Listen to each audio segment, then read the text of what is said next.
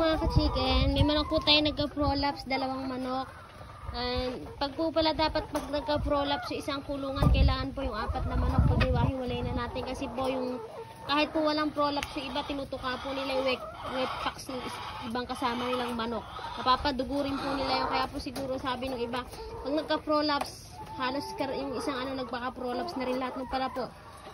Pag po sila nakatikim ng dugo, yung prolapse po ng yung wet packs po ng ibang manok, tinutuka na rin nila. Ito po yung pinang-spray ko sa prolapse nila. Yes, okay na po silang dalawa. Ayan po ibang kasamahan nila, pinaghiwa-hiwalay ko na po sila. Isang manok po natin na kumulubot ang talong.